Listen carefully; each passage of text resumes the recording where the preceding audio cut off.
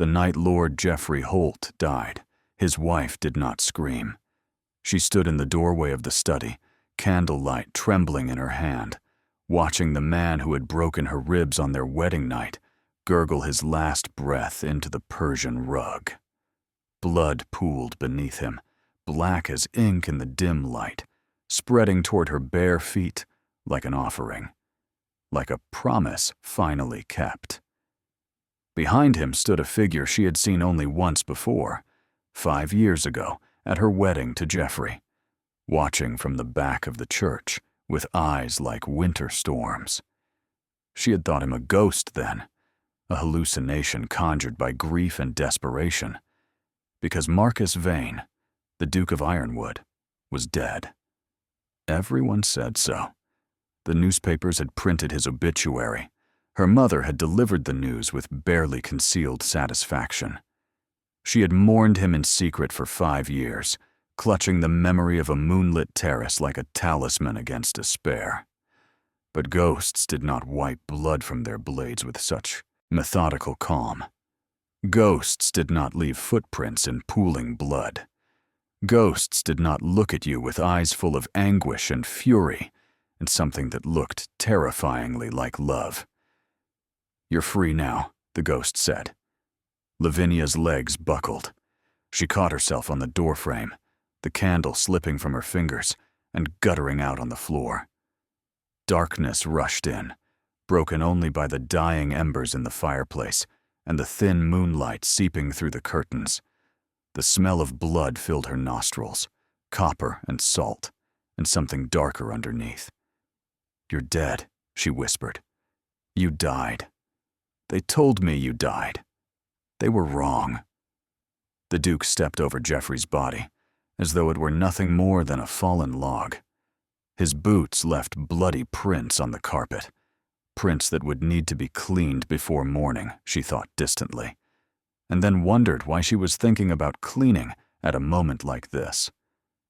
Or perhaps they lied. Geoffrey certainly wanted me dead.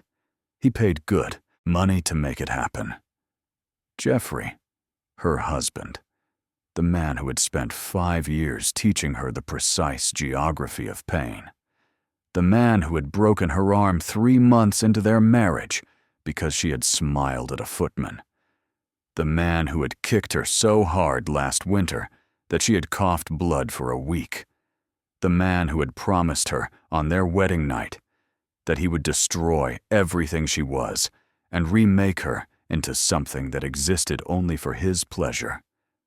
She looked at the body on the floor, at the spreading pool of blood, at the slack face frozen in an expression of surprise and terror, at the hands that would never touch her again, and felt nothing. No grief, no shock, no horror at the violence that had occurred in this room, only a vast, echoing relief that threatened to swallow her whole. "I've waited 5 years to do that," the Duke continued, stopping an arm's length away. Close enough that she could smell blood and sandalwood, close enough that she could see the barely contained violence still coiling beneath his composure, close enough that she could count the silver threads in his dark hair that hadn't been there 5 years ago. "I would have done it the night he first touched you in anger, but I needed to be certain you would not hang for it." Lavinia's mind was reeling. 5 years. He had been alive for 5 years, while she suffered and bled and prayed for death, while she learned to flinch at footsteps and cower at shadows, while she forgot what it felt like to be touched without pain. He had been alive. Why? The word came out broken, jagged, torn from somewhere deep in her chest. "If you survived, why didn't you come? Why didn't you save me before?" Her voice cracked, shattered, dissolved into something that was half sob and half scream. "Before Geoffrey broke my arm, before he kicked me until I couldn't stand, before he burned my books because reading made me uppity, before he locked me in the cellar for 3 days because I looked at him wrong, before he took everything I was and ground it into dust beneath his boot." The Duke flinched as though she had struck him. In the dim light, she saw something shatter in his silver eyes, some last defense crumbling under the weight of her question. His composure cracked, and beneath it she glimpsed a pain so vast and deep that it made her own suffering seem small by comparison. "Because I was dying," he said roughly, his voice stripped raw of all pretense. "For 3 months, I lay in a farmhouse with 2 bullets in my chest, fighting off fever and infection and the constant pull toward oblivion. I called your name in my delirium. I dreamed of you every night, dreamed of finding you, saving you, keeping you safe. And every morning I woke up too weak to lift my own head, knowing that you were suffering and I could do nothing to stop it." He took a shuddering breath. His hands, those large, capable hands that had just ended a man's life, were trembling. "By the time I could stand again, you were already married. Already his." His jaw tightened until the muscles stood out like cords of iron. "And I knew if I came for you then, without a plan, without ironclad protection, he would find a way to destroy you for it. He would claim you'd taken a lover. He would have you committed to an asylum. He would kill you and call it an accident. And no court in England would question him, because a husband cannot murder his own property." The bitterness in his voice matched the bitterness in her soul. Because he was right. Geoffrey would have done exactly that. He had threatened it often enough, described in loving detail exactly how he would dispose of her if she ever tried to leave, how he would ensure that her death was ruled an accident, and her reputation destroyed so thoroughly that no one would mourn her passing. "So I watched," the Duke continued. "I gathered evidence. I built a case so comprehensive that when the moment came, there would be no question of your innocence, no suspicion, no scandal that could touch you." He reached out, slowly, giving her time to pull away. When she didn't, he cupped her face in his hands, gently, so gently, as though she were made of spun glass, as though she were something precious rather than something broken. "I'm sorry, Lavinia. I'm sorry it took so long. I'm sorry for every moment you suffered while I was planning instead of acting.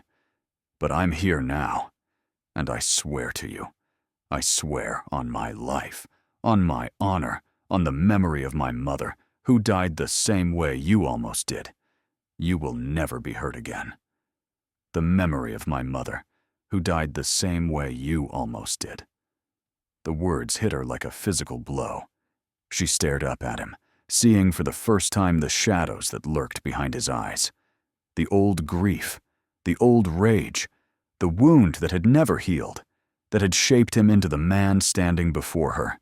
A man capable of waiting 5 years to commit a murder, capable of planning every detail with surgical precision, capable of killing without hesitation or remorse.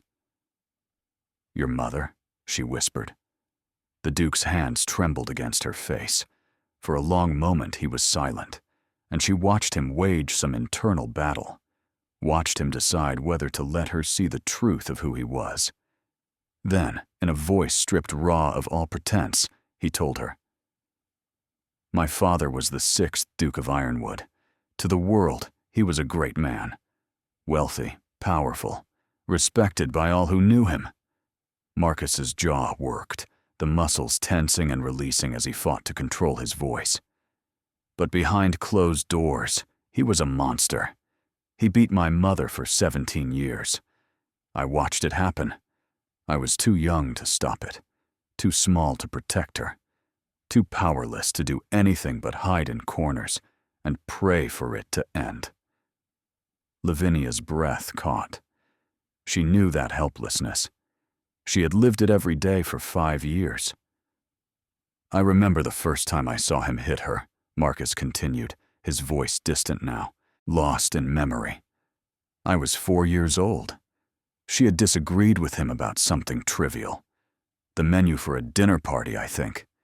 He backhanded her so hard she fell against the fireplace. split her head open on the mantel. There was so much blood. His eyes were fixed on something she couldn't see, some horror from his past that still haunted him. She told the servants she had slipped. She told me to never speak of it.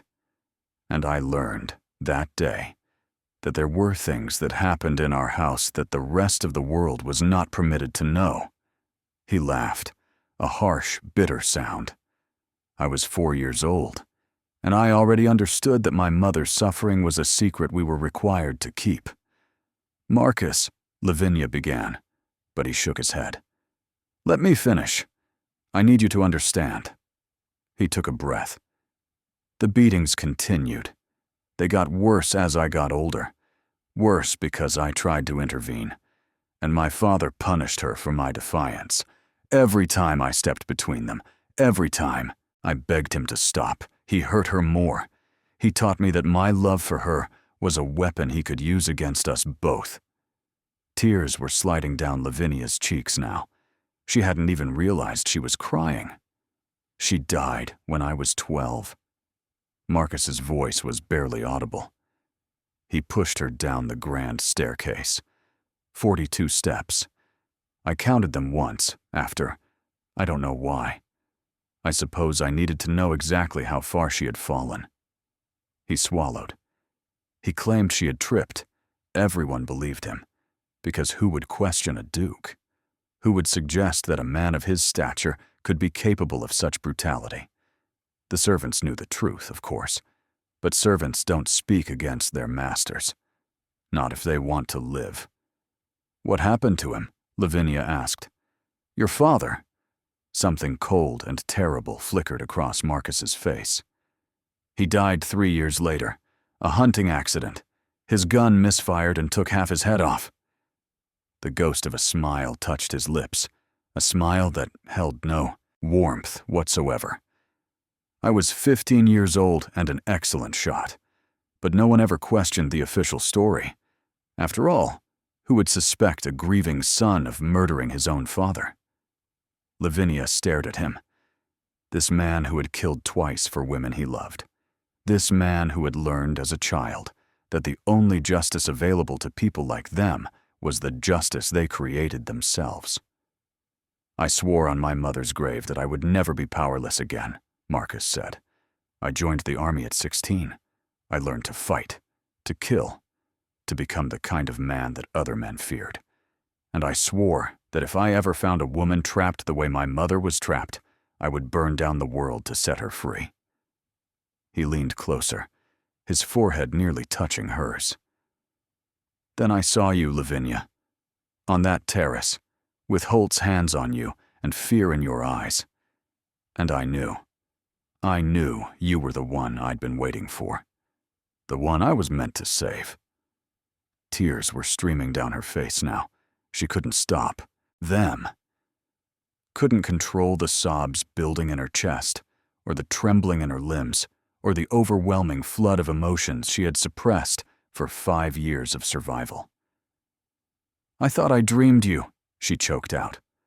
"All those years, when it was worst, I would close my eyes and imagine a man with silver eyes who promised me safety. I thought I had invented you, a fairy tale to survive by. I'm real."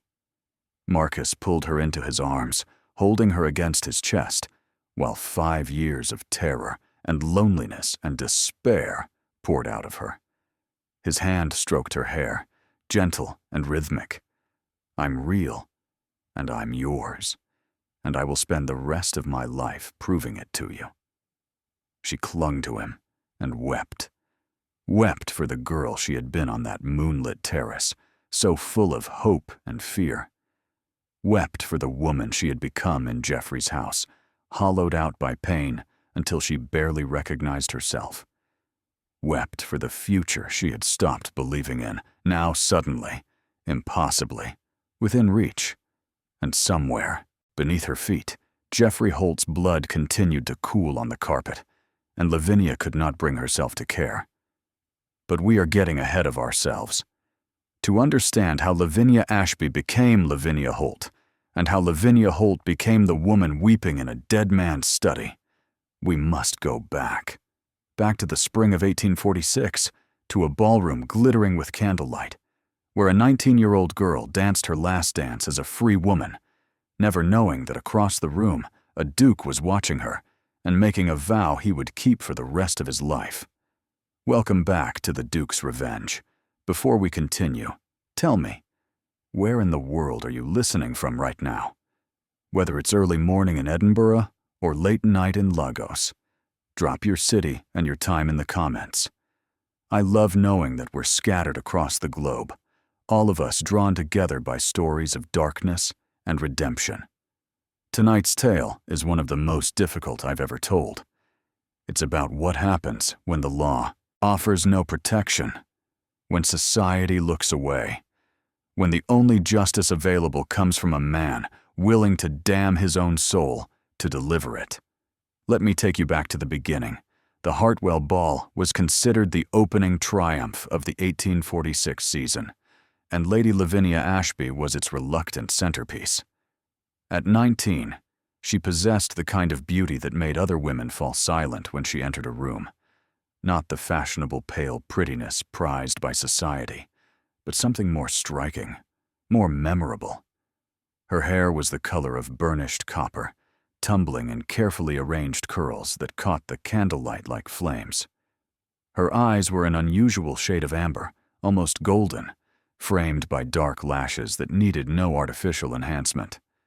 Her figure was slender, but curved in ways that made her mother insist on modest necklines, lest she attract the wrong sort of attention. But it was not her beauty that drew people to Lavinia.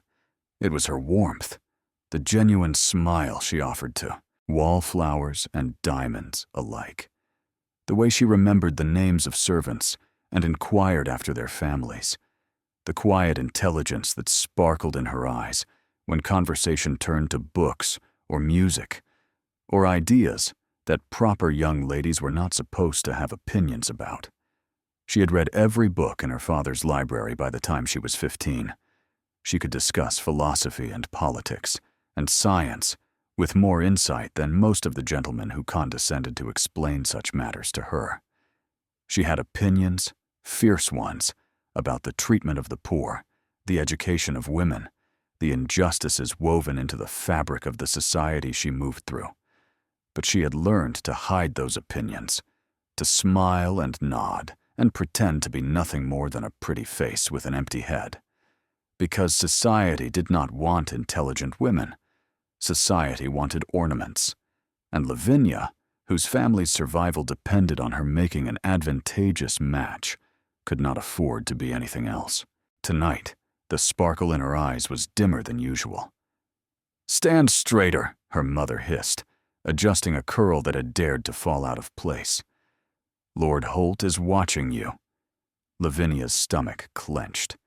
She had met Lord Geoffrey Holt twice now, once at a musicale, once at a garden party, and each encounter had left her with a vague sense of unease she could not quite name. He was handsome enough, she supposed, with sandy hair and a charming smile that never quite reached his pale blue eyes. He was wealthy, titled, and by all accounts an excellent match. But there was something in the way he looked at her, something proprietary, something hungry, something that made her feel less like a woman being courted and more like a horse being evaluated at auction, teeth checked, flanks assessed, value calculated. "Mother," she began quietly, "I'm not certain Lord Holt is—" "Not certain?" Lady Ashby's fingers tightened painfully on her daughter's arm, her nails digging into the soft flesh above Lavinia's glove hard enough to leave crescents that would bruise by morning. "Your father left us nothing but debts, Lavinia. Nothing. £12,000 owed to creditors who grow less patient by the day. Do you understand what that means? Do you understand that without a wealthy husband, we will lose everything? The house, the servants, our place in society. Everything." Lavinia understood. She had understood since she was 16, when her father's body was pulled from the Thames and the extent of his gambling debts became horrifyingly clear. She had understood through the humiliation of selling her mother's jewels, her father's art collection, the furniture from rooms that now stood empty and echoing. She had understood through 3 seasons of increasingly desperate husband hunting, watching her mother's smile grow more brittle and her standards grow lower with each passing year. She understood that her beauty was not a blessing, but a commodity. And commodities were meant to be sold to the highest bidder. "There you are." A warm voice cut through her spiraling thoughts. Lord Holt appeared before her, his smile wide and practiced. Up close, she could see that his teeth were very white and very even, like a row of tombstones, she thought, and then immediately chastised herself for being fanciful. "I've been searching everywhere for you, Lady Lavinia. I believe you promised me this waltz." She had promised no such thing, but her mother's grip was iron on her arm, and Lord Holt's hand was already extended, and somewhere in the ballroom, an orchestra was beginning to play. "Of course," she heard herself say. "How could I forget?"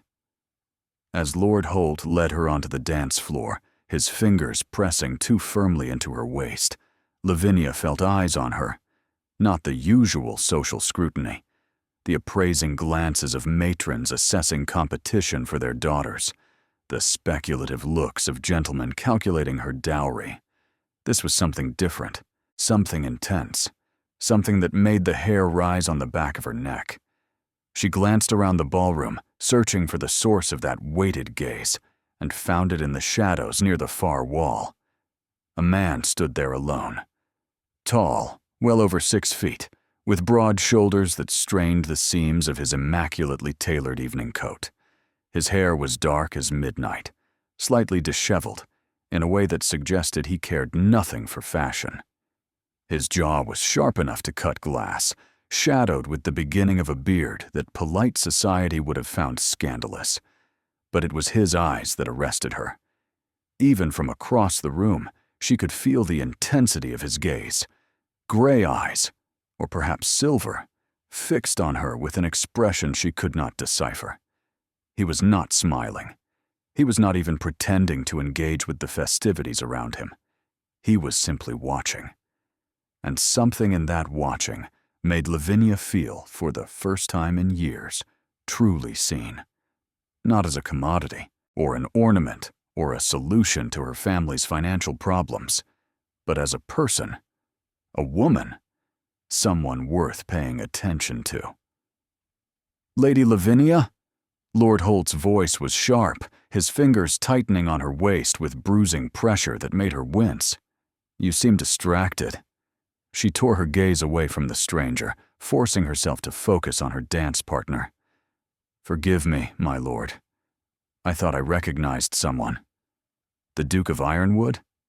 Lord Holt's lip curled in undisguised contempt. "I wouldn't bother. The man's practically a savage. Spent years in the army, came back wrong in the head. Barely leaves his estate in Northumberland, probably because civilized company can't stomach him." He leaned closer, his breath hot against her ear, and Lavinia had to force herself not to recoil. "Men like that don't deserve women like you." The possessiveness in his tone made her skin crawl, but she smiled and allowed him to spin her through the waltz, all while feeling those silver eyes burning into her back like a brand. Now it's important to understand what Lavinia was facing in this moment. In 1846, a young woman of gentle birth had exactly 3 options: marriage, becoming a governess, or dependence on the charity of relatives.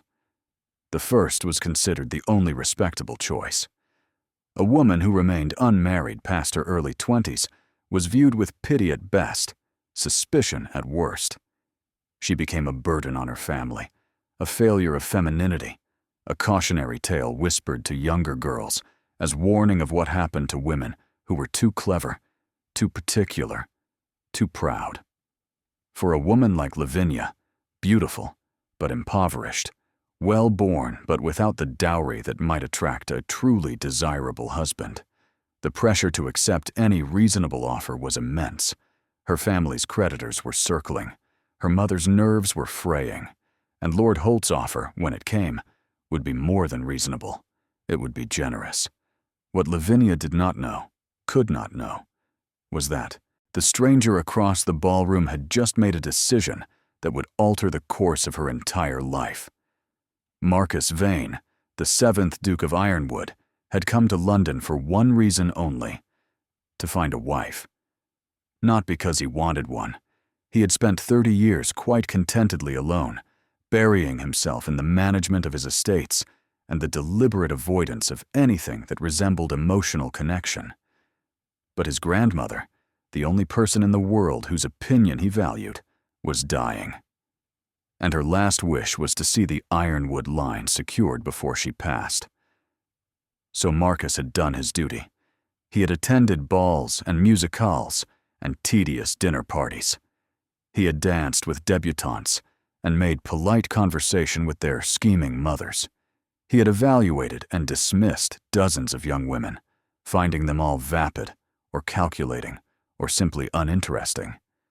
And then he had seen Lavinia Ashby.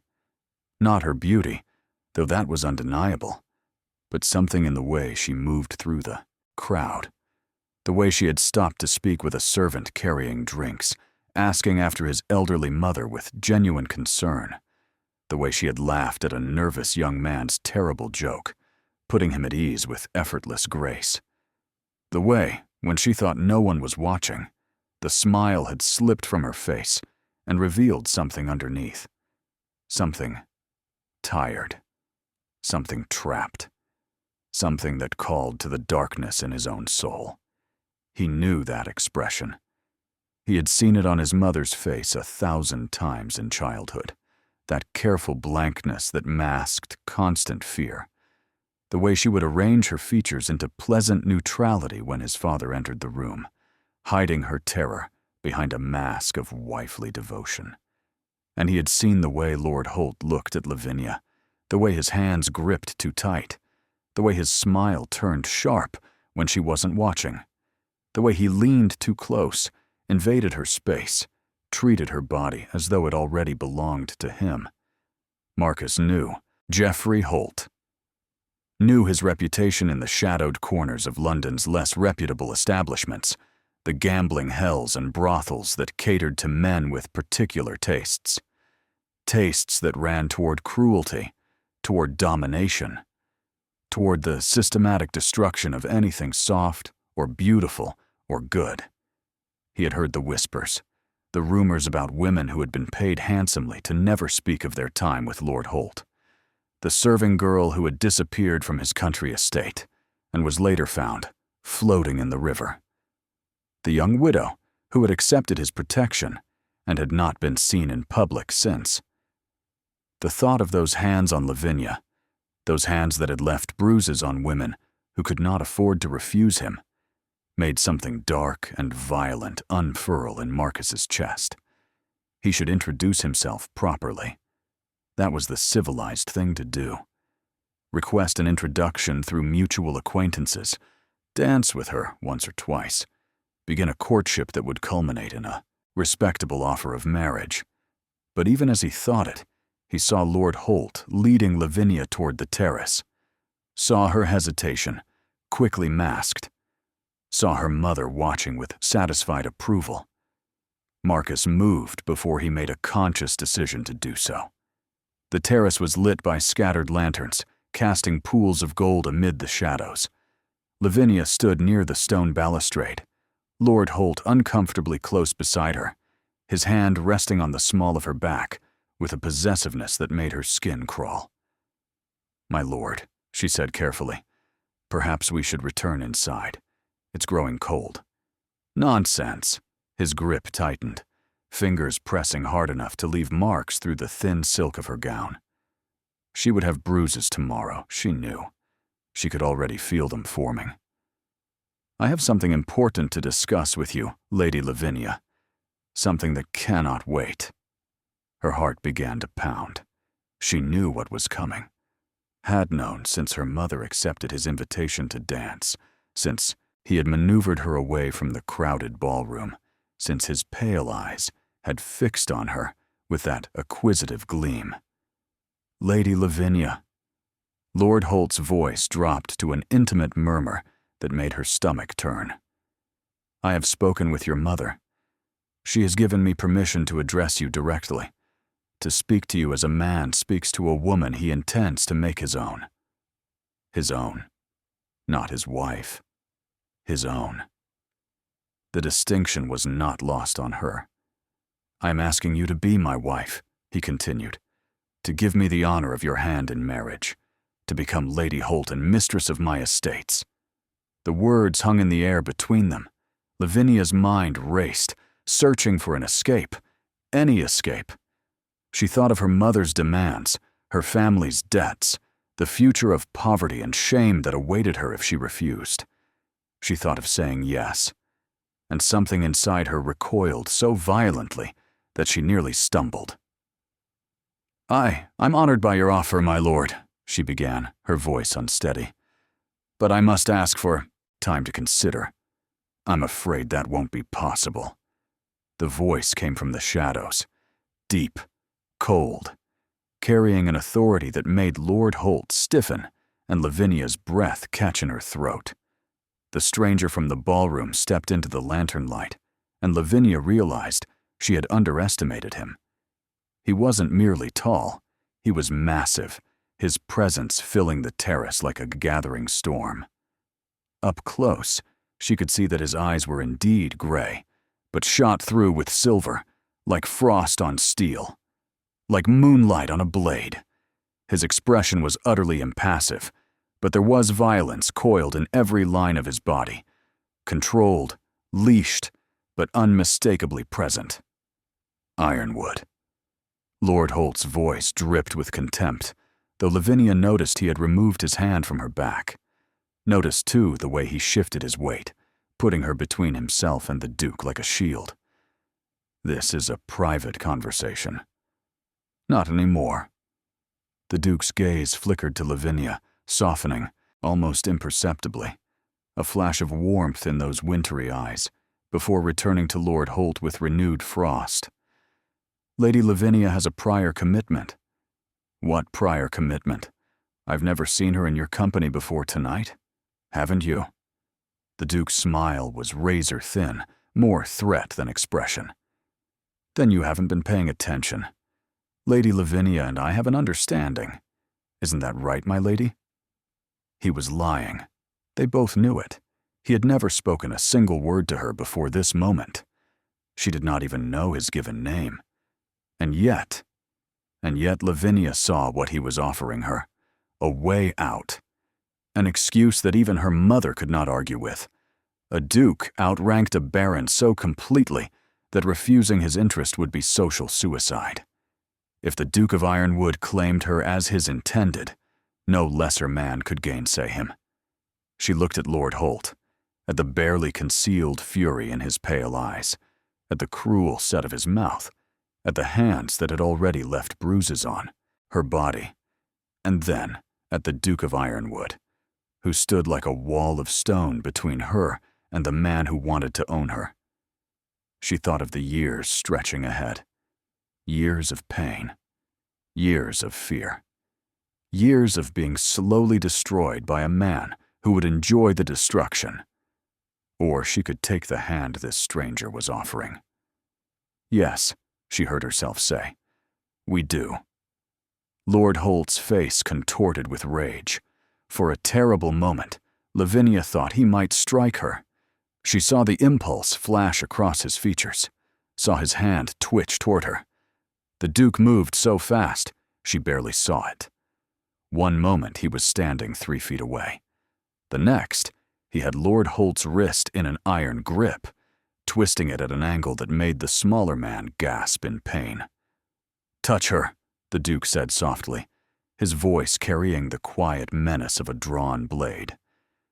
"And I will break every bone in your body. Then I will call you out, and I will kill you in front of all of London. Do you understand me, Holt?" Lord Holt's face had gone gray. Sweat beaded on his forehead, His free hand clawed uselessly at the Duke's grip, but he might as well have been trying to move a mountain. "You're mad," he spat. "You're absolutely mad." "Perhaps." The Duke released him with a shove that sent him stumbling backward. "But I'm also the best shot in England and the finest swordsman most men have ever seen. So unless you want to test that madness personally, I suggest you return to the ballroom and forget Lady Lavinia's name." For a long moment, the two men stared at each other. The air between them crackled with tension, with violence barely restrained. Then Lord Holt straightened his coat with shaking hands, shot Lavinia a look of pure venom, and stalked back inside. "This isn't over," he snarled over his shoulder. "Not by half." The door slammed behind him, and Lavinia was alone with the Duke of Ironwood. She should have been frightened. This man was a stranger who had just threatened violence with chilling ease, who had fabricated an entire relationship to justify his interference, who was looking at her now with an intensity that made her knees weak. But she wasn't frightened. For the first time in years, she felt something entirely different. She felt safe. "Thank you," she managed, her voice trembling. I don't know why you did that, but thank you." "Don't thank me yet." His voice was rough, strained in a way that surprised her. "I'm about to ask you something, and you're going to think I'm mad." "I already think you're mad," she said, and was startled to hear something almost like humor in her own voice. "You just threatened to murder a man on a public terrace." The corner of his mouth twitched. Not quite a smile, but close. Fair point. He took a breath, and for the first time, uncertainty flickered across his stern features. "Lady Lavinia, I have no right to ask this. We've never been properly introduced. I don't even know your favorite color.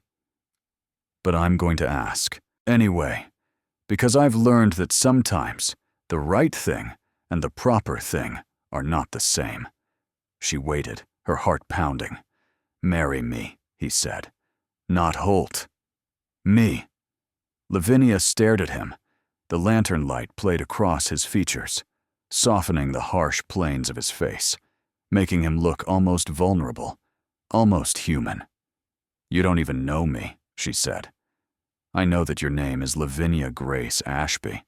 I know that you're 19 years old, the only child of the late Sir Thomas Ashby and Lady Margaret Ashby. I know that your father's gambling debts have left your family on the brink of ruin, and that your mother has been trying to sell you to the highest bidder for 3 seasons. He paused. "And I know that Geoffrey Holt is a man who hurts women, who enjoys hurting them. If you marry him, Lady Lavinia, you will not survive 5 years." The words should have shocked her. Instead, they settled into her chest with the weight of truth she had been trying to deny. She had sensed it, hadn't she? Had felt the danger lurking beneath Holt's charming surface, had known, on some instinctive level, exactly what kind of man he was. "How do you know all this?" she whispered. "Because I've made it my business to know. Because the moment I saw you tonight, I knew I couldn't walk away." He stopped. Swallowed. When he spoke again, his voice was rough with something that sounded almost like pain. "Because my mother married a man like Geoffrey Holt, and I watched her suffer for 17 years before he finally killed her. I was 12 years old when I found her body at the bottom of the stairs. 12 years old, when I swore that I would never stand by and watch another woman be destroyed the way she was." Lavinia's breath caught. In the space between heartbeats, the stranger before her transformed. She saw the boy he must have been, helpless, terrified, forced to witness horrors no child should know. She saw the man he had become, hard, guarded, carrying wounds that had never properly healed. She saw herself. "I cannot promise you love," he continued quietly. "I don't know if I'm capable of it anymore. My heart has been frozen for so long that I'm not certain it still beats. But I can promise you safety, respect, freedom to live as you choose, within the bounds of my name and my fortune. You will never want for anything. And you will never—" His voice cracked. "Be hurt." For a long moment, Lavinia was silent. The spring air was cool against her skin. Somewhere inside, the orchestra was playing a minuet. The world continued to spin, indifferent to the magnitude of the decision before her. She thought of her mother's cold calculations, of Lord Holt's cruel smile, of the future that awaited her if she said no, a future of pain and fear and slow destruction. And she thought of this man, this stranger who had appeared from nowhere, who had seen through her carefully constructed masks, who was offering her the one thing she had stopped believing in, a chance. "Yes," she said, "I'll marry you." The Duke exhaled slowly, and Lavinia realized he had been holding his breath, waiting, terrified perhaps that she would say no. Then, with great deliberation, he reached out and took her hand. His fingers were warm, strong, gentle in a way that made something long frozen begin to thaw inside her. "Then let's go tell your mother," he said, "before Holt tries anything else."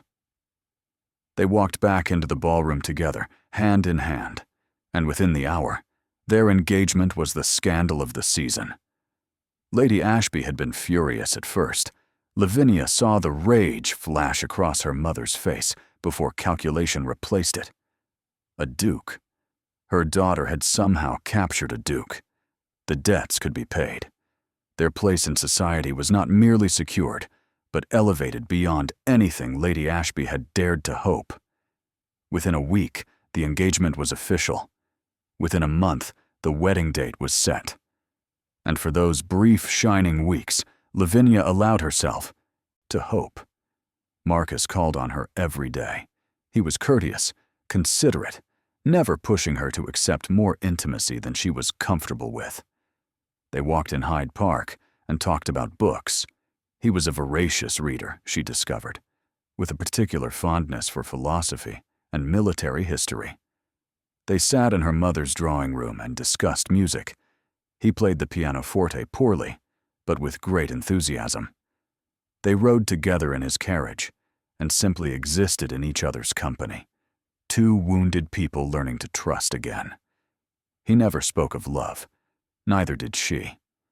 But something was growing between them, something tender and fragile, like the first green shoots of spring pushing through frozen ground. Then, 3 weeks before the wedding, Marcus was called back to Northumberland. "My grandmother is asking for me," he explained, his jaw tight with worry. "She's very ill. I must go to her before—" He couldn't finish the sentence. "Of course you must go," Lavinia said, even as her heart clenched with fear.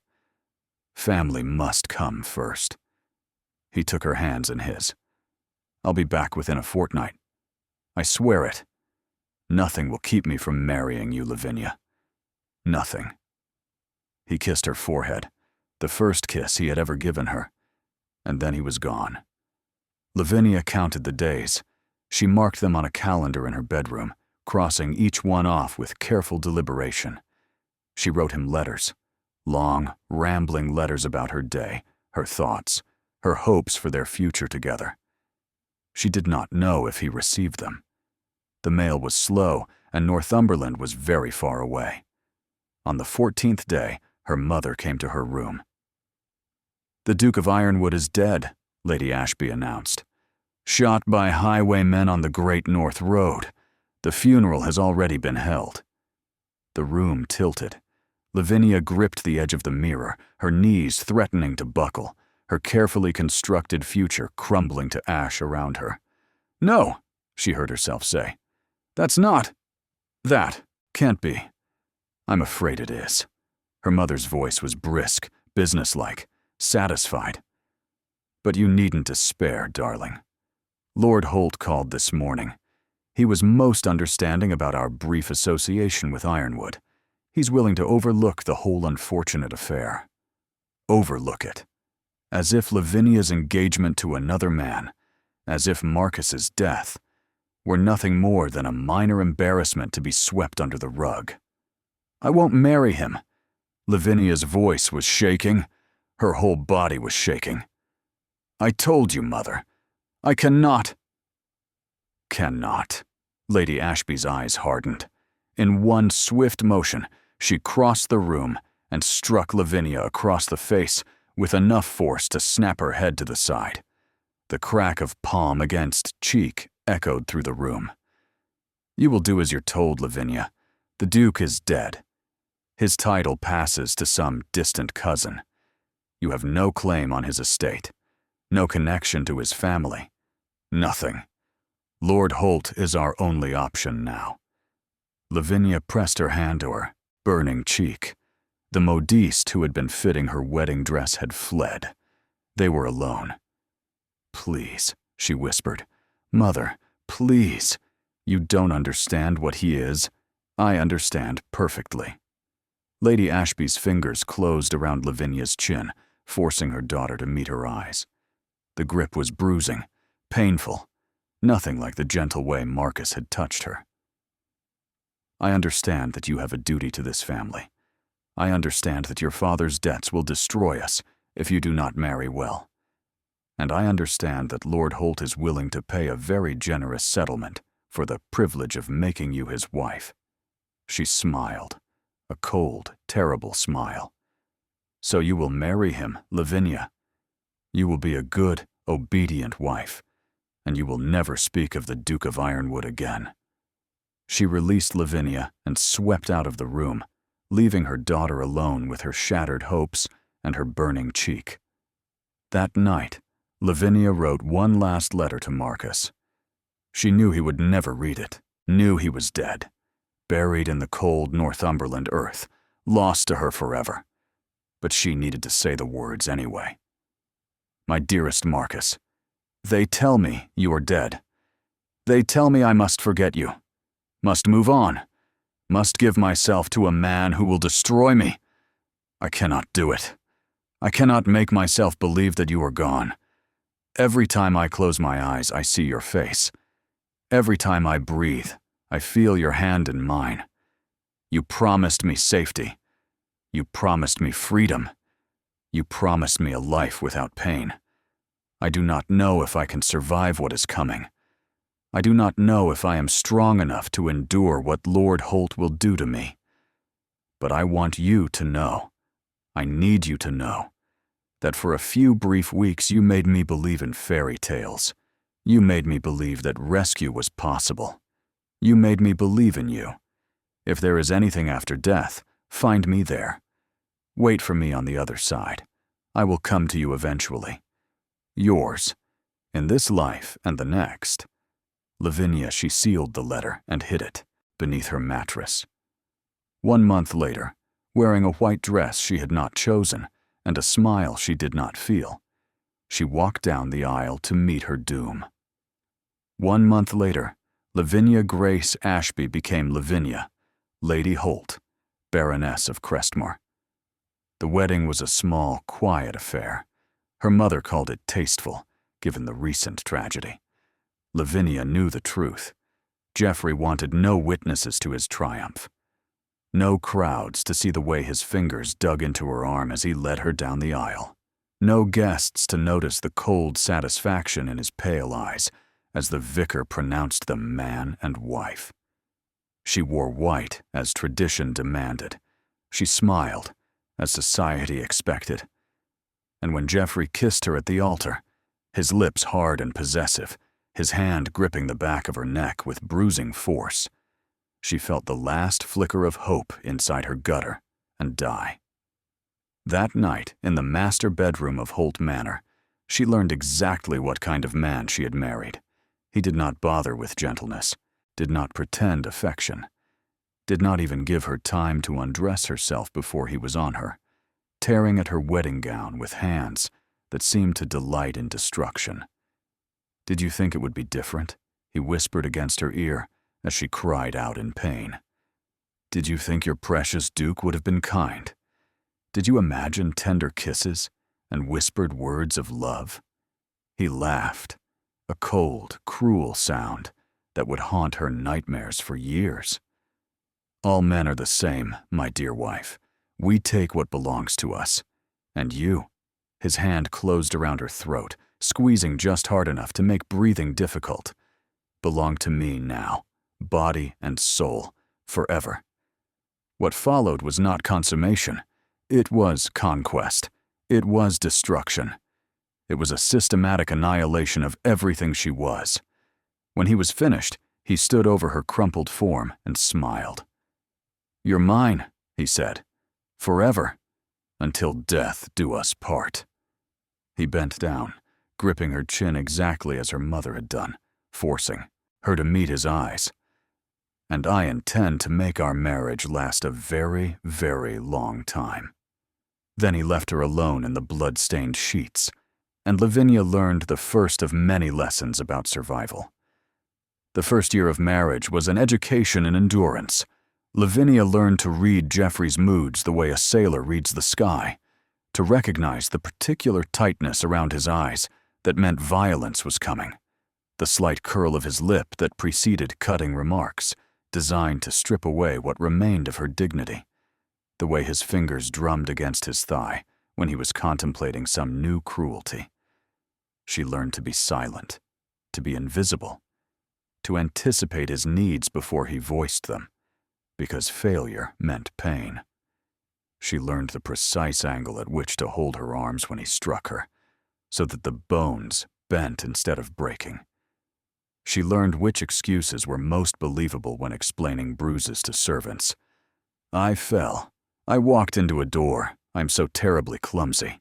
She learned to swallow her screams, because screaming only encouraged him. She learned to leave her body during the worst of it, to float somewhere above the pain and degradation, to retreat into a small, quiet place inside her mind where Geoffrey could not reach her. It was there, in that sanctuary, that she kept her memories of Marcus, his silver eyes, his gentle hands, his promise of safety. Geoffrey took everything from her, her dignity, her freedom, her belief in her own worth. But he could not take her memories, and so she clung to them, night after night, while her body endured horrors she had never imagined. Now, I need to pause here, because it's important to understand the legal reality Lavinia faced. In 1846, a married woman in England had no rights whatsoever. None. She could not own property. Everything she brought to the marriage, including any future inheritance, became her husband's to use or dispose of as he wished. She could not sign contracts or conduct business. She could not sue or be sued. She could not keep her own earnings if she somehow managed to find work. She could not even claim custody of her own children if she somehow managed to escape. And critically, she could not leave. Under the doctrine of coverture, a legal principle that had governed English marriage for centuries, a wife's legal identity was completely absorbed into her husband's upon marriage. She ceased to exist as a separate person in the eyes of the law. She became, quite literally, his property, his chattel, his to do with as he pleased.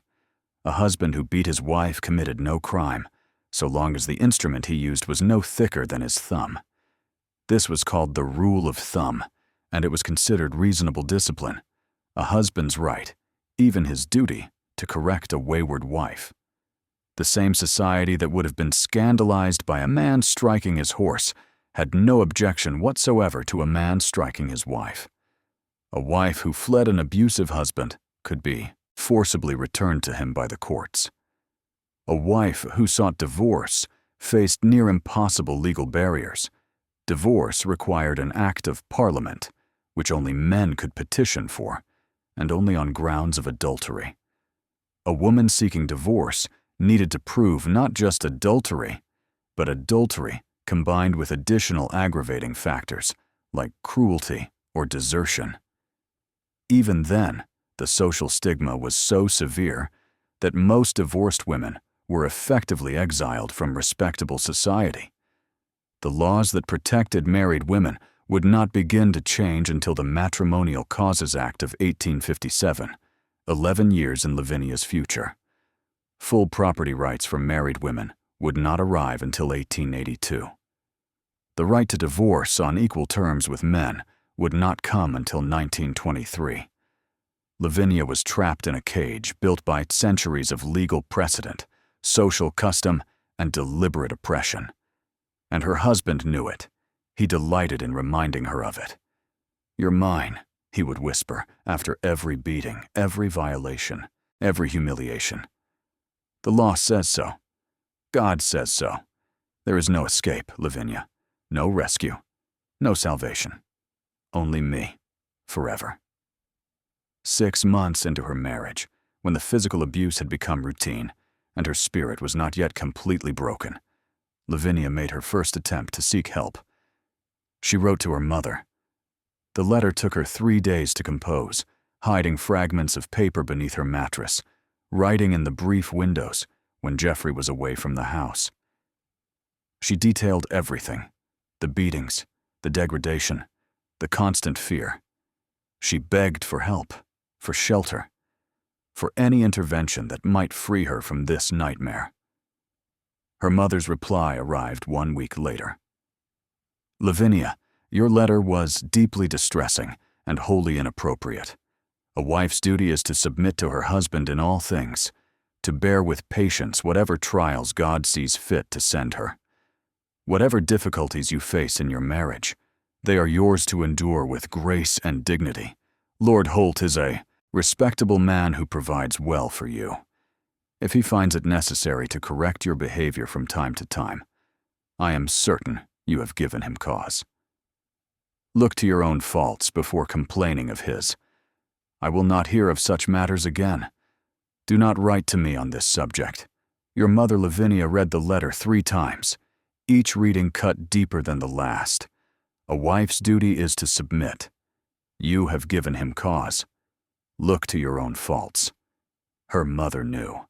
Her mother understood exactly what was happening to her, and her mother had chosen to look away, had chosen respectability over her daughter's life, had chosen to abandon Lavinia to her fate, rather than risk the social consequences of acknowledging the truth. Lavinia burned the letter in the fireplace. She watched the paper curl and blacken, watched the words dissolve into ash, and something inside her began to die. For 3 days afterward, she could not eat, could not speak, could barely bring herself to move from her bed. Geoffrey noticed, of course. He always noticed when she was weak. "Your mother wrote to me," he said, standing in the doorway of her bedroom with a smile that made her blood run cold. "She's concerned about your health. She thinks perhaps the adjustment to married life has been difficult for you." Lavinia said nothing. There was nothing to say. "I assured her that you were simply tired from the social demands of your new position," Geoffrey continued. "And I promised to take better care of you in the future." His smile widened. "After all, what kind of husband would I be if I couldn't keep my wife happy?" He crossed the room and sat beside her on the bed. His hand came up to stroke her hair, a parody of affection that made her skin crawl. "You won't write to your mother again," he said softly. "Not about our private matters. Not about anything I haven't approved first. Do you understand?" "Yes," Lavinia whispered. "Good girl." He patted her cheek, exactly where he had struck her the night before. The bruise throbbed beneath his fingers. "Now rest. You'll need your strength for tonight." He left her alone, and Lavinia stared at the ceiling and wondered how much longer she could survive. 1 year into her marriage, Lavinia tried to run. She had been planning for months, hoarding coins from the household accounts, a penny here, a shilling there, amounts so small that Geoffrey would never notice their absence. Bribing a farmer to leave a cart by the kitchen garden at midnight.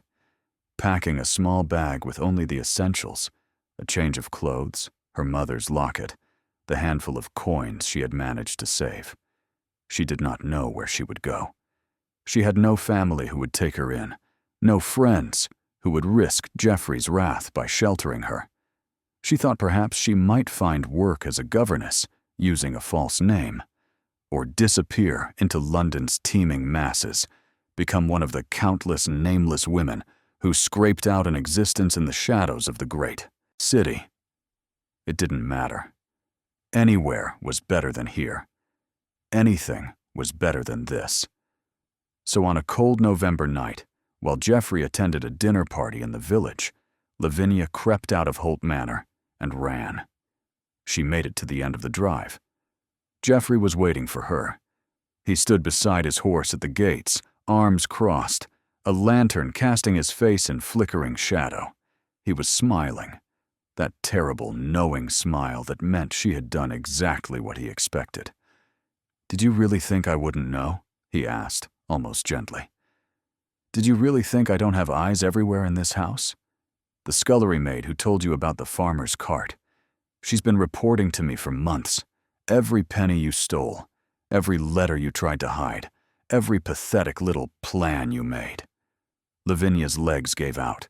She fell to her knees on the gravel drive, her small bag of possessions tumbling from her numb fingers. "You can't escape me, Lavinia," Geoffrey continued, walking toward her, with slow, deliberate steps. "I told you that on our wedding night.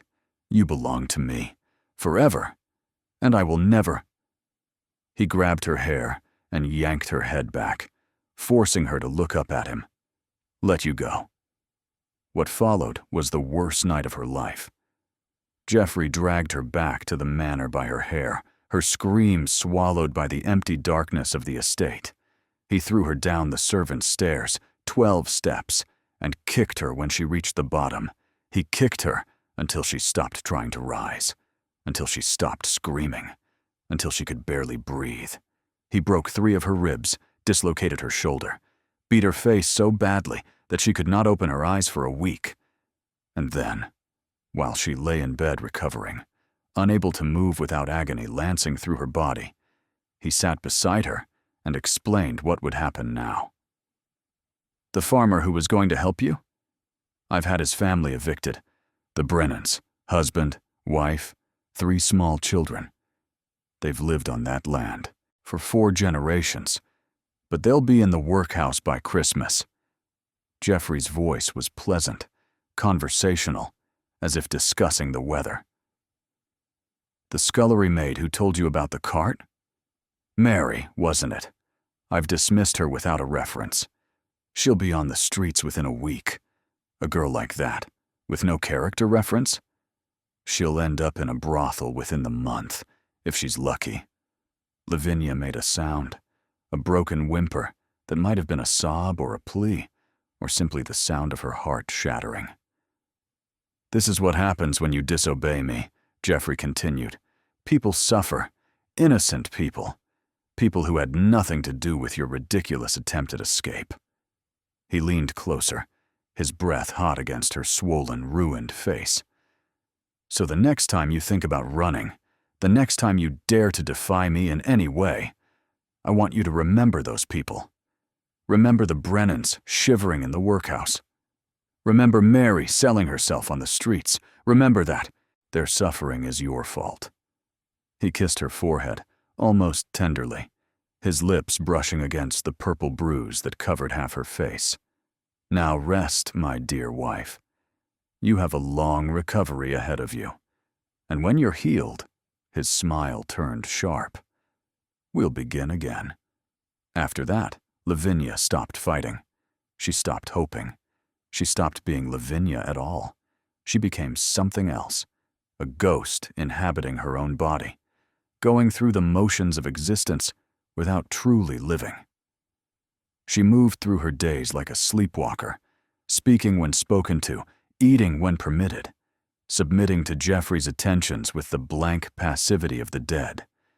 She learned to leave her body during the worst of it, to float somewhere above the pain, to retreat into that small, quiet place inside her mind where she kept her memories of Marcus. His silver eyes, his gentle hands, his voice promising her safety. He was dead. She knew he was dead, But in her mind, he lived on. A talisman against despair, a reminder that someone had once looked at her and seen something worth saving, even if that someone was gone forever.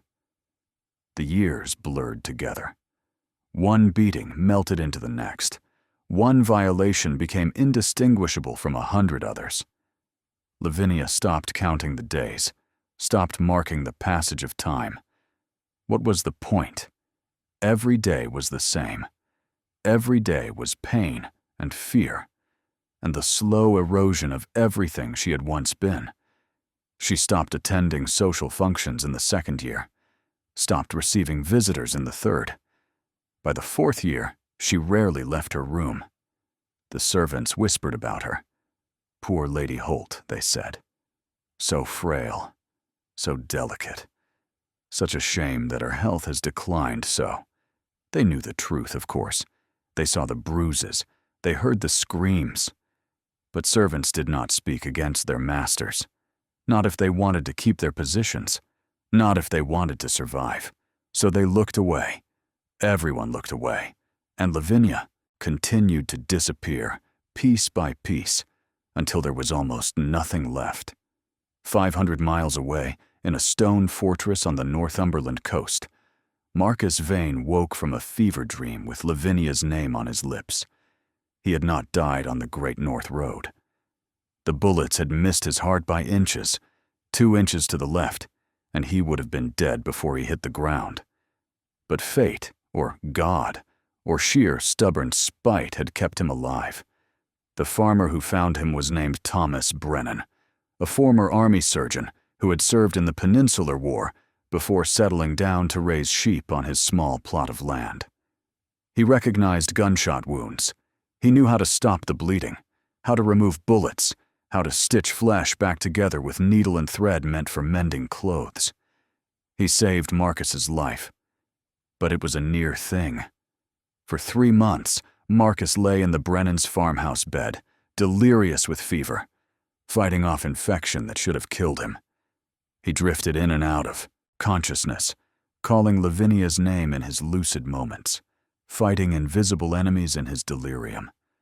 Thomas Brennan and his wife Mary nursed him through it all. They sacrificed their meager stores to feed him. They sat by his bedside through the long nights when the fever burned hottest. They prayed for his recovery, this stranger who had stumbled into their lives, covered in blood, and clutching a miniature portrait of a copper-haired woman. By the time Marcus was strong enough to travel, 4 months had passed. 4 months in which the world had continued to turn without him. When he finally returned to London, desperate to find the woman he had promised to protect, he learned that he was too late. Lavinia was married, had been married for 3 months, to Geoffrey Holt. Marcus remembered very little of the days that followed that discovery. There was whiskey, bottles of it, consumed in desperate gulps that did nothing to dull the anguish. There was furniture broken against walls. There was a letter he wrote and burned, wrote and burned, wrote and burned again. A letter to Lavinia that he never sent, because what could he possibly say? I'm sorry I failed you. I'm sorry I let this happen. I'm sorry I promised you safety and delivered you into the hands of a monster.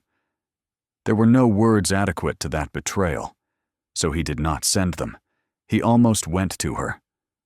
A dozen times in those first terrible weeks, he saddled his horse and rode toward the Great North Road, determined to reach Holt Manor, break down the doors, and carry Lavinia away by force. A dozen times, he turned back. Because what would happen to her if he did? If he burst in like a madman, killed her husband, and carried her off into the night? She would be ruined, complicit in murder, a scandal that would follow her for the rest of her life. Geoffrey Holt would still win. Even from the grave, he would have destroyed her. No, Marcus could not simply kill Geoffrey Holt. He had to destroy him in a way that left Lavinia completely untouched, blameless, respectable, free to build a new life without the shadow of her husband's death hanging over her. He had to be patient. And patience did not come naturally to a man who had spent 12 years in the army, who had learned to act first and think later, who had never met a problem he couldn't solve with a sword or a pistol. But for Lavinia, he would learn. For Lavinia, he would become something he had never been before: calculating, methodical, cold. He would take all the darkness inside him, all the rage and grief and desperate love, and he would forge it into a weapon he would use to destroy Geoffrey Holt so completely that there would be nothing left but ashes.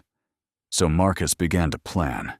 He hired investigators, the best money could buy, to report on Lavinia's condition. He bribed servants for information about life inside Holt Manor. He compiled a dossier of Geoffrey Holt's crimes so comprehensive that it could have hanged the man 10 times over, if the law recognized marital abuse as a crime, which it did not. He documented Geoffrey's other sins instead: the embezzlement from his business partners, the bribes to government officials, the women he had hurt before Lavinia, women who had been paid to stay silent or threatened into submission, the serving girl who had disappeared from his estate and was later found floating in the river, her death ruled an accident despite the bruises around her throat. Marcus built his case, piece by piece, like a man constructing a cathedral from individual stones. It took years. It required resources he had not known he possessed. Not just money, but patience, cunning, the ability to think 10 moves ahead like a chess master planning his endgame. And through it all, he watched Lavinia fade. His investigators sent reports every month, detailed accounts of her bruises, her isolation, her transformation from the vibrant woman he had met at the Hartwell ball into a hollow-eyed ghost. She stopped attending social functions in the 2nd year, they reported. She claimed poor health, but the servants say she hasn't been ill, only afraid. She stopped receiving visitors in the 3rd year. Even her own mother has been turned away. Lord Holt tells everyone she is too delicate for company, but the housekeeper confides that she has not left her room in months. By the 4th year, she rarely speaks at all. The maids who bring her meals say she eats only when Lord Holt instructs her to, wears only what he selects, moves only when given permission. She has become a puppet, they say, a living doll that he dresses and positions and uses as he pleases. Every report was a knife in Marcus's heart. Every month of waiting was an eternity of self-inflicted torture.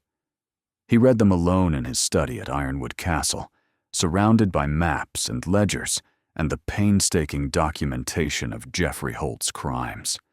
He read them and he wept, great heaving sobs that shook his massive frame, tears that burned like acid on his cheeks. 5 years.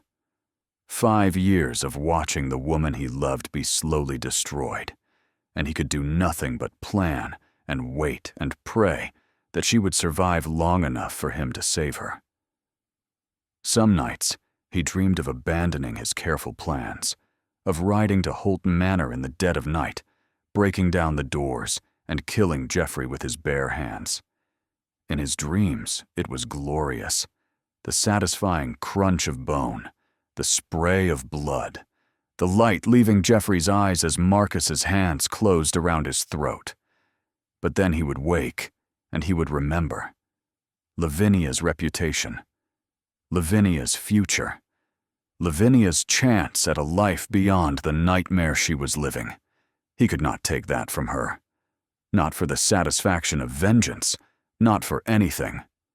So he waited, and planned, and watched from a distance while his heart slowly turned to stone. The opportunity he had been waiting for finally came in the spring of 1851. Geoffrey Holt, always greedy, always overconfident, had begun embezzling from a shipping company. He didn't know that Marcus had acquired controlling interest in that company 3 years prior, specifically for this purpose. didn't know that every transaction was being monitored, every discrepancy documented, every crime added to the mountain of evidence Marcus had been building since the day he learned of Lavinia's marriage.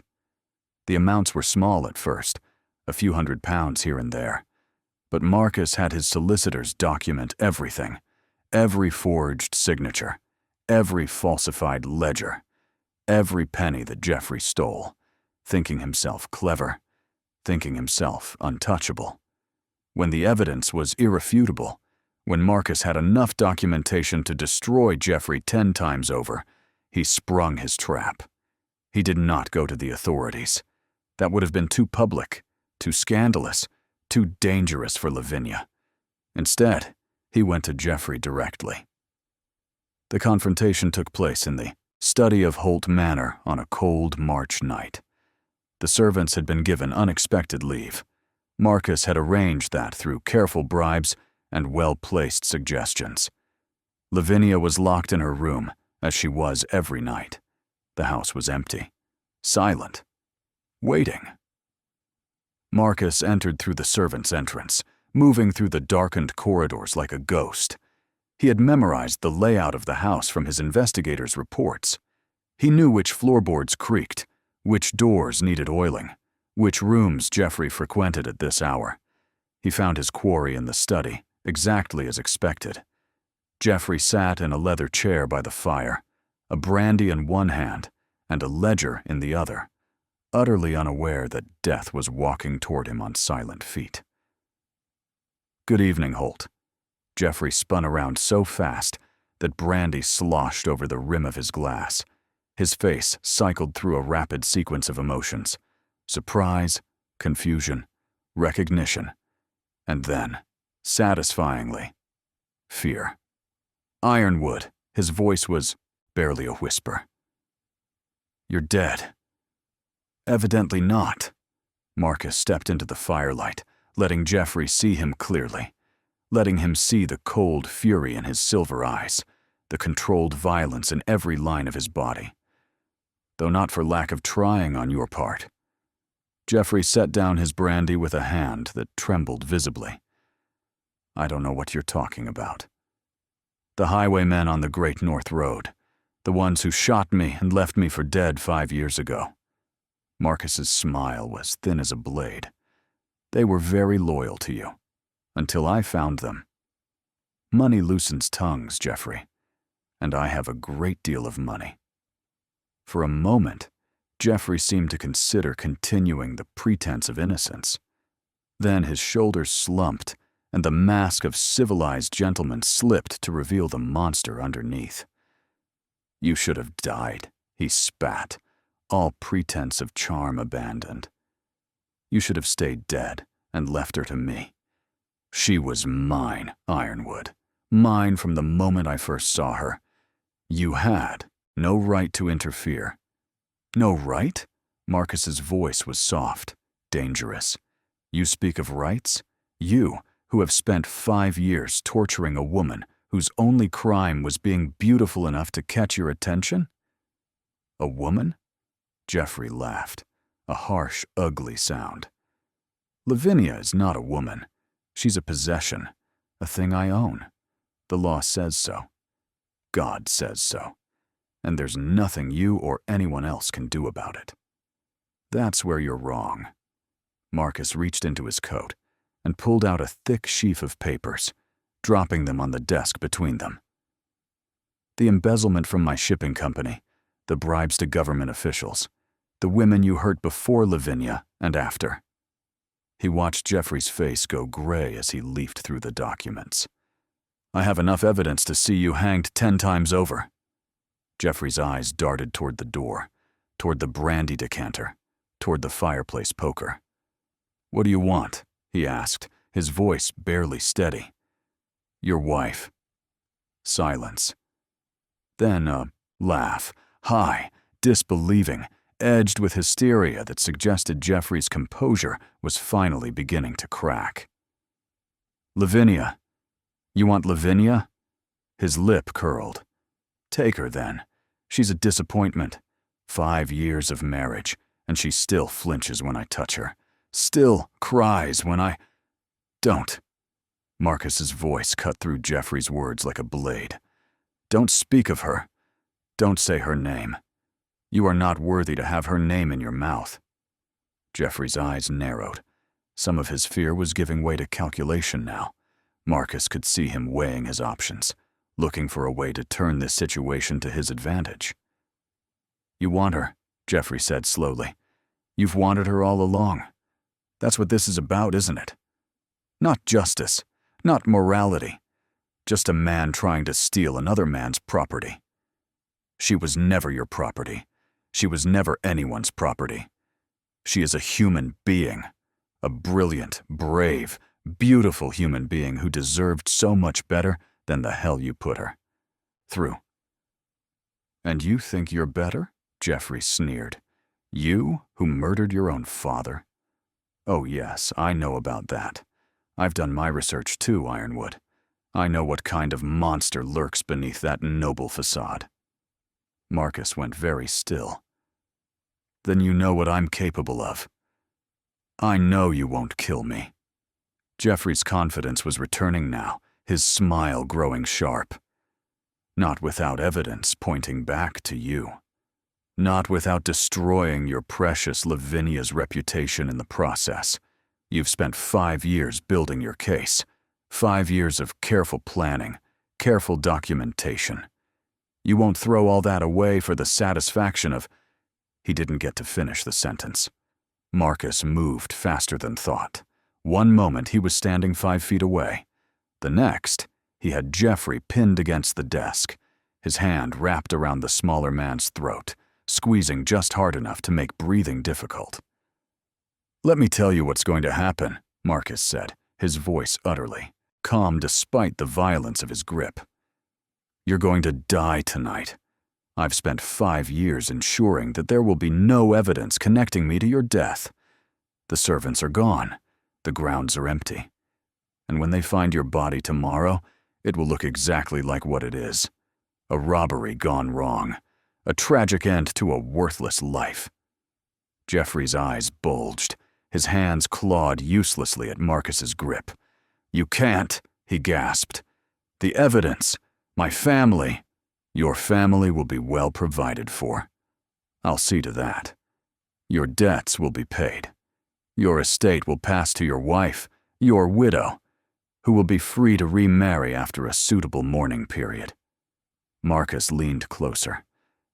She's going to marry me, Geoffrey. She's going to live at Ironwood Castle, surrounded by beauty and comfort and people who actually care about her well-being. She's going to heal from the wounds you inflicted.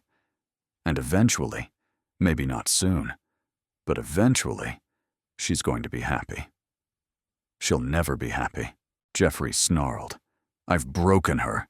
There's nothing left. She's stronger than you ever imagined. Marcus's grip tightened. She survived 5 years with you. 5 years of hell. Most people would have shattered completely. But she held on. She endured. And now, his voice dropped to a whisper. She's going to outlive you. He released Geoffrey's throat, stepping back just far enough to let the man gasp in a desperate breath. You have a choice, Marcus said. You can die quickly, cleanly, with some dignity intact, or you can try to fight, and I will make it last.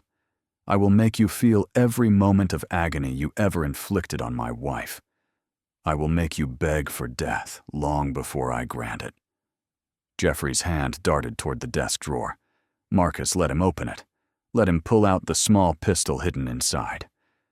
Go ahead, Marcus said calmly. Shoot me. Geoffrey's hand was shaking so badly he could barely aim. I'll do it. I'll kill you, and then I'll go upstairs and I'll kill her too. I'll tell everyone she was sleeping with you, that I caught you together, that I had no choice. Something in Marcus snapped. He moved with a speed born of 12 years of military training and 5 years of carefully controlled rage. In one fluid motion, he disarmed Geoffrey, grabbed him by the throat, and slammed him backward over the desk hard enough to crack the wood. The pistol skittered across the floor and disappeared under a chair. "You had your chance," Marcus said. His voice was no longer calm. It was ice. It was death. It was every nightmare Geoffrey Holt had ever feared made manifest. You could have died quickly, cleanly, but you had to threaten her. He pulled the knife from his boot. It was a military blade, the same one he had carried through 12 years of army service, the same one that had killed more men than he cared to count. "This is going to take a very long time," Marcus said, "and you are going to feel every moment of it."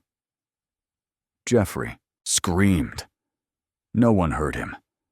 The death of Lord Geoffrey Holt took 23 minutes. Marcus had intended it to be quick.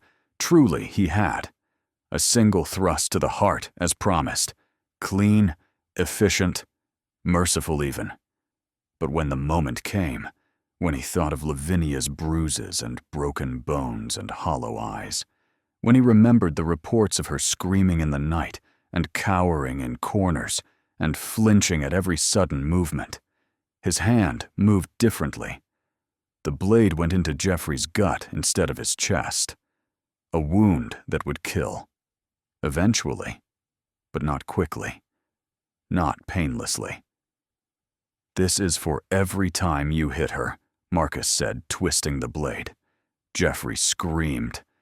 "This is for every night you forced yourself on her." Another twist. "This is for the bones you broke, the bruises you left, the hope you destroyed." He pulled the knife out slowly, watching Geoffrey's face contort with agony.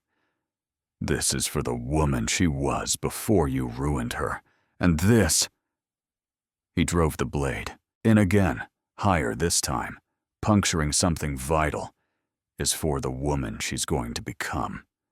Without you." Geoffrey Holt took a long time to die. He begged, he pleaded, he offered money, power, anything Marcus wanted.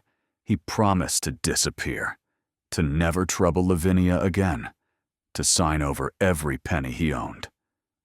Marcus listened to none of it. He watched every second of Geoffrey's suffering, memorizing the way terror and agony transformed those cruel features.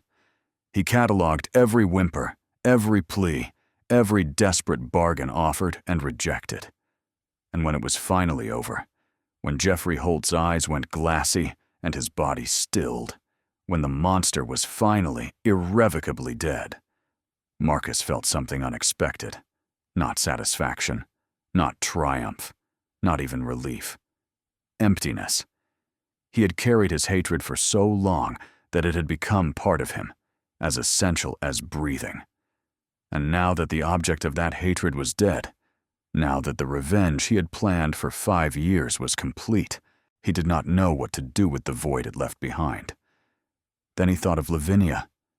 Lavinia, who was somewhere in this house, locked in a room, probably bracing herself for another night of suffering. Lavinia, who did not know that her nightmare was finally over. Lavinia, who had no idea that the man she had dreamed of for 5 years was alive, and here and ready to take her home. Marcus cleaned his blade methodically, arranged the scene to suggest a robbery, overturned furniture, rifled drawers, a window left open to indicate the thieves' point of entry. He removed Geoffrey's pocket watch and signet ring, items a common criminal might steal. Then he went to find his bride. She was in her bedroom, as he had known she would be. The door was locked from the outside, another cruelty Marcus added to the accounting. He picked the lock with practiced ease, years of military experience guiding his hands, and pushed open the door. The room was dark, except for a single candle burning on, the nightstand. Lavinia sat on the edge of the bed, fully dressed despite the late hour, her hands folded in her lap. She did not look surprised to see him. "I heard screaming," she said quietly. Her voice was hoarse, from disuse, Marcus realized, and the thought made his heart clench. From the study, and then silence, and then footsteps coming up the stairs. She lifted her eyes to his face, and Marcus saw 5 years of suffering written in their depths, but also something else, something that looked almost like recognition, almost like hope. "So either you've come to kill me too, or the dream finally came true." Marcus's breath caught. What dream? The dream I've had almost every night since my wedding. Her voice was barely a whisper, fragile as spun glass. "A man with silver eyes comes for me. He takes me away from this place, and I'm finally safe." She stood slowly, unfolding from the bed with the careful movements of someone accustomed to pain. In the candlelight, she looked older than her 24 years, thinner, paler, with dark circles under her eyes and fresh bruises mottling her collarbone where her nightgown had slipped. But she was beautiful. God help him! She was the most beautiful thing he had ever seen. She crossed the room toward him, each step hesitant, as if she expected to wake at any moment. Her hand reached out, trembling, to touch his face. Her fingers traced the line of his jaw, the curve of his cheekbone, the silver strands in his dark hair that had not been there 5 years ago. "It's really you," she breathed. "You're alive. You're really alive." "I'm alive." He caught her hand, pressed his lips to her palm. She tasted like salt. Tears, he realized. She was crying. "I'm so sorry, Lavinia. I'm so sorry it took so long. I'm so sorry for every moment you suffered while I was planning instead of acting." She stared at him for a long moment. And then, slowly, like ice beginning to crack under spring sunshine, her face crumpled. "I thought I invented you," she said, her voice breaking. "I thought I made you up. A fairy tale to survive by. Something to hold on to when everything else was gone." Her hand pressed against his chest, feeling his heartbeat. "You're real. You're really real. I'm real." He pulled her into his arms, holding her gently. So gently, as if she might shatter if he gripped too hard. "And I'm never going to let anything hurt you again." For a long moment, they stood there in the candlelight, surrounded by the ghost of her suffering and the promise of her freedom. Marcus held her while she wept, stroking her hair, murmuring words of comfort and love and safety. And when her tears finally slowed, when she pulled back to look up at him, with those amber eyes that had haunted his dreams for 5 years, she asked the question he had been waiting for. "Geoffrey, dead." She absorbed this information with barely a flicker of emotion. Then, quietly, with something that might have been the first stirrings of genuine feeling he had seen in her since entering this room. "Good." Marcus almost smiled. Even after everything she had endured, there was steel in her. "We need to leave," he said. "There's a carriage waiting at the end of the lane. By morning, we'll be at Ironwood Castle. By next week, the authorities will have concluded their investigation into your husband's tragic death during a burglary." And then, he cupped her face in his hands, tilting her chin up so she could see the truth in his eyes, the love he had carried for 5 years, the devotion that had never wavered, the commitment that would last until his dying breath. "And then I spend the rest of my life making up for the years I couldn't protect you." Lavinia was silent for a long moment. Her eyes searched his face, looking for deception, for hidden cruelty, for the catch that surely must exist. 5 years with Geoffrey had taught her that kindness was always a trap, that love was always a weapon, that promises were only ever made to be broken. But she found none of that in Marcus's eyes. Only grief, only love, only a determination so fierce it took her breath away. "I'm afraid," she whispered. "I don't know if I remember how to be anything other than afraid." "Then I'll teach you," Marcus said. "Day by day, year by year, for as long as it takes. And if it takes forever, then forever it is." She rose on her toes and pressed her lips to his. A kiss so soft, so tentative that it barely qualified as contact. But it was a beginning, a first step on a long road back to herself. "Take me home," she whispered against his mouth. "Take me away from this place." Marcus swept her up in his arms, carefully, mindful of the bruises he could not see, and carried her out of the room where she had suffered so much. Down the stairs she had climbed in dread 1,000 times, through the halls that had echoed with her screams, past the study door, still closed, behind which Geoffrey's body was, growing cold, out into the night, where a carriage waited to carry them away from hell. Lavinia did not look back. The investigation into Lord Geoffrey Holt's death concluded exactly as Marcus had planned. A robbery gone wrong, the authorities declared. Tragic, but not uncommon. The Baron had clearly surprised the intruders and paid for his courage with his life. Lady Holt, now the Dowager Lady Holt, was above all suspicion. She had been locked in her room all night, discovered the next morning by arriving servants who found her door still bolted from the outside. She was clearly a victim of this tragedy, not a perpetrator. Society offered its condolences. The Dowager Lady Holt accepted them with appropriate grief, quiet, dignified, suitably devastated. No one commented on the fact that her bruises seemed to be healing remarkably well. No one mentioned the light returning to her eyes with each passing week. And then, after a mourning period that was technically proper, but would later be called unseemly by gossiping matrons, she accepted the proposal of the Duke of Ironwood. The wedding was the scandal of the 1851 season, not because of the circumstances, though those were scandalous enough, but because of what happened in the months and years that followed. Because Lavinia Vane, Duchess of Ironwood, did something that no one expected. She came back to life. It was not immediate.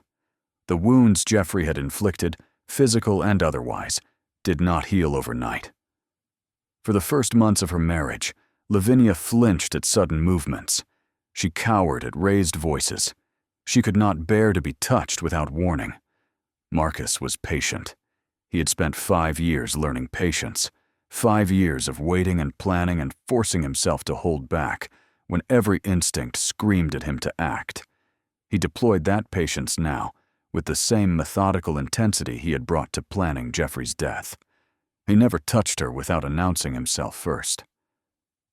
"I'm going to take your hand now," he would say, or, "May I embrace you," or, "I'm behind you, don't be startled." Every touch was preceded by warning, followed by reassurance. He never raised his voice. Not once, in all their years together, did he speak to her in anger. When frustration arose, and it did, because healing was not linear, and there were setbacks and bad days, and moments when she could not bear to be in the same room with him, he excused himself, walked the grounds until his composure returned, and came back ready to try again. He slept in a separate bedroom, her choice, one he accepted without argument. "I will be here when you're ready," he told her. "And if you're never ready, I will be here anyway." He hired a female physician, Dr. Sarah Hartley, one of the few women practicing medicine in England, to treat Lavinia's lingering injuries. He engaged a companion, a gentle widow, named Mrs. Adelaide Crawford, who had survived her own abusive marriage and understood what Lavinia was going through in ways that Marcus never could. And slowly, gradually, inch by painstaking inch, Lavinia began to trust him. She started small, a hand on his arm during dinner, a request to sit beside her while she read, a question about his childhood that invited him to share the darkness he had carried alone for so many years. He told her everything, about his mother, about his father, about the boy he had been, and the man he had become. He showed her his scars, the visible ones and the invisible ones, and let her see that she was not the only person in their marriage who had been broken by cruelty. "We match," she said one evening. tracing the scar on his shoulder where one of the highwaymen's bullets had entered. Broken in similar places, and healing in similar ways, Marcus replied. 6 months after their wedding, Lavinia came to Marcus's bedroom.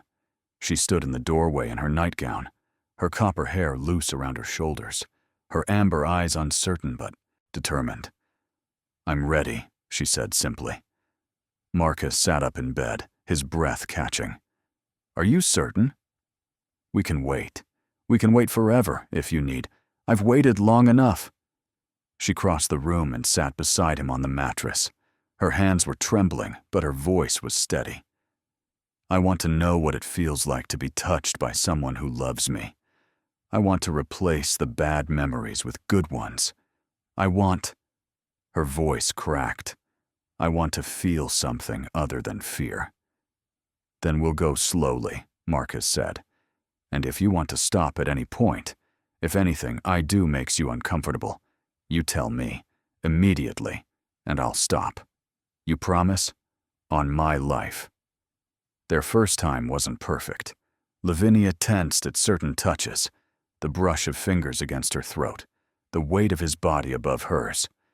Twice she asked him to stop, and twice he immediately complied, rolling away, giving her space, waiting until she was ready to continue. But it was also tender, patient, full of whispered reassurances and gentle adjustments. Marcus learned her body like a cartographer, mapping unexplored territory, learning which touches brought pleasure, which brought fear, which fell somewhere in between. And when she finally came apart in his arms, when pleasure replaced fear, when her body learned that touch could be a gift instead of a weapon, she wept. "I'm sorry," she gasped, tears streaming down her face. "I don't know why I'm crying. I wanted this. Don't apologize." Marcus gathered her against his chest, stroking her hair, while her tears soaked into his skin. "Never apologize for feeling. You've spent 5 years suppressing everything. Let it out. All of it. I can take it." So she did.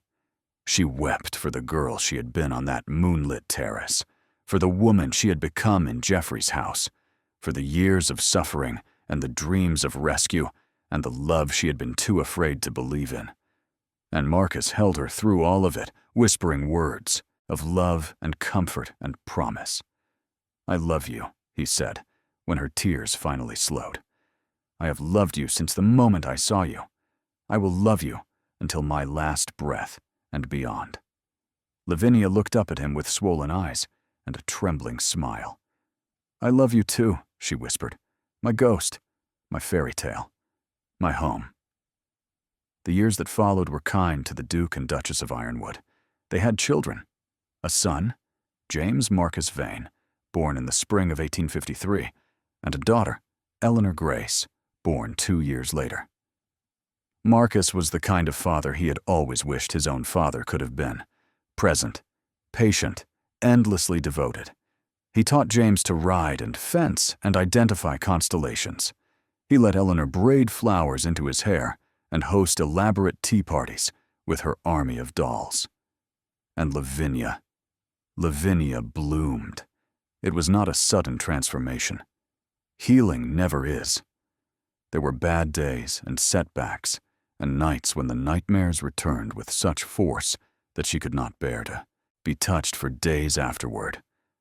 But there were also good days, days when she laughed, really laughed, the way she hadn't since before her wedding to Geoffrey.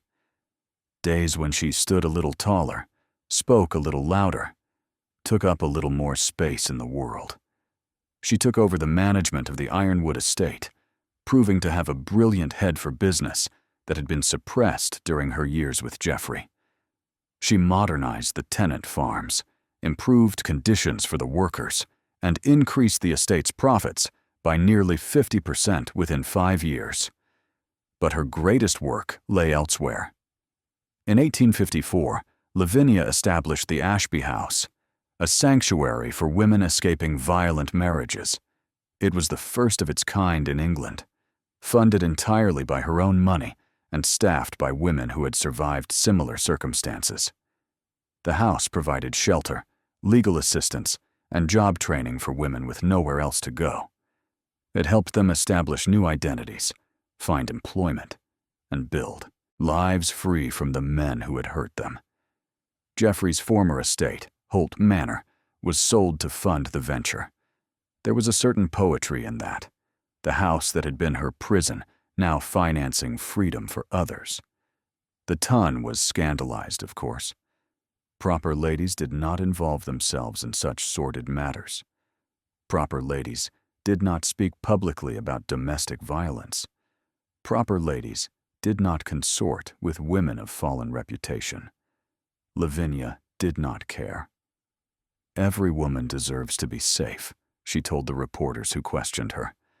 Every woman deserves to be free, and if society will not protect them, then I will. Her work drew attention, some of it negative, but much of it admiring. She was invited to speak before Parliament on the subject of women's rights. Her testimony, delivered with quiet dignity and unflinching honesty, contributed to the passage of the Matrimonial Causes Act of 1857, the first law in English history to give women any recourse against abusive husbands. It was not enough. It was never enough. But it was a beginning.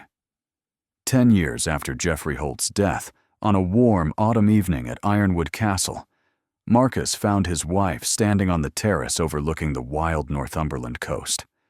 The sea crashed against the cliffs below. The wind carried the scent of salt and heather. The sky blazed with the colors of sunset, orange and gold and deep purple, like a painting too beautiful to be real. "What are you thinking?" Marcus asked, wrapping his arms around her from behind. Lavinia leaned back against his chest, fitting into him the way she always did, perfectly, naturally, as if she had been designed for exactly this spot. "I'm thinking about that night at the Hartwell ball," she said, "when you asked me to marry you on the terrace." "Ah." He pressed a kiss to her hair, breathing in the scent of her, lavender, and something uniquely Lavinia. "My finest moment of madness. Your finest moment of bravery." She turned in his arms, cupping, his face in her hands. At 34, she was more beautiful than ever. Laugh lines around her eyes, silver strands threading through her copper hair, and a joy in her expression that had taken years to cultivate.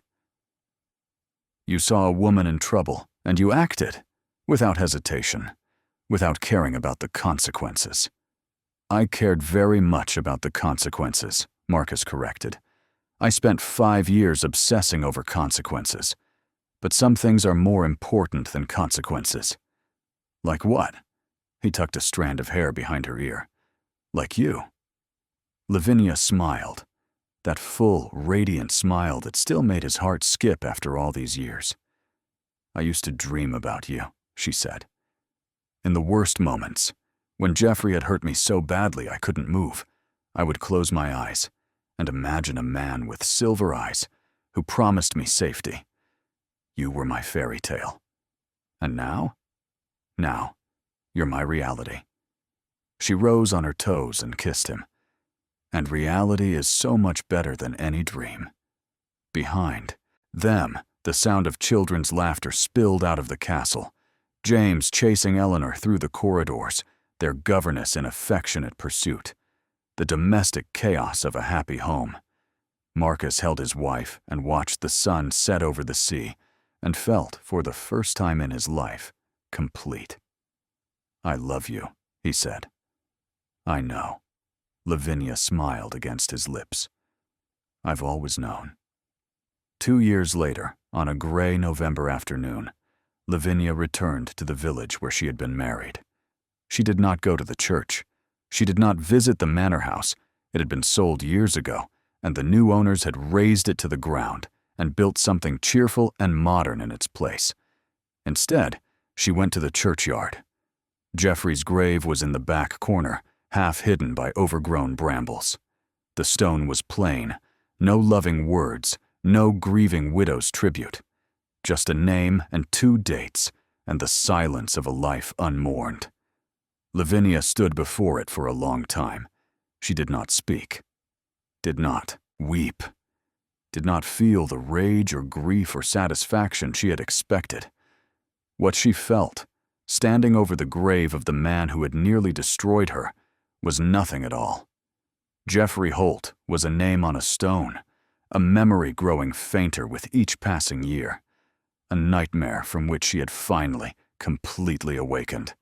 She was no longer his victim, no longer his possession, no longer defined by the horrors he had inflicted.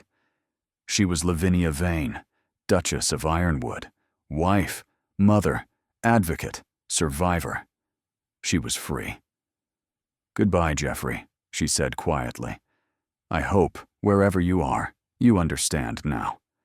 I hope you understand what you lost, what you could have had if you had been capable of love instead of cruelty."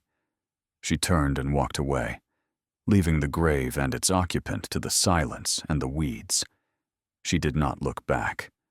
Dear listener, maybe you've known a version of Lavinia's cage. Not the same one, not necessarily the bruises and broken bones, but the feeling of being trapped, of being unseen, of being told that your suffering doesn't matter, that you should endure, that rescue is a fantasy for children and fools. I want you to know something. You deserve rescue.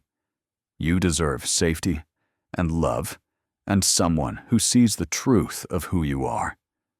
And if that someone hasn't found you yet, if you're still trapped in your own version of Holt Manor, please hold on. Hold on the way Lavinia did, with a fairy tale in your heart and the stubborn refusal to let the darkness win. Because I believe in happy endings, not the easy kind, the ones that come through fire and survival, and the fierce determination to reclaim what was stolen from you. Those endings are earned, and they are all the more precious for it. Where are you listening from tonight? Drop your city and your time in the comments. Tell me if this story touched you. Tell me if it made you cry or think, or feel less alone in your own struggles. And if you're not already part of this community, if you haven't yet subscribed to the Duke's Revenge, I invite you to join us. There are more stories waiting, more tales of darkness and redemption, of wounds that heal and love that conquers. Thank you for being here. Thank you for listening. Thank you for believing in fairy tales. Until next time.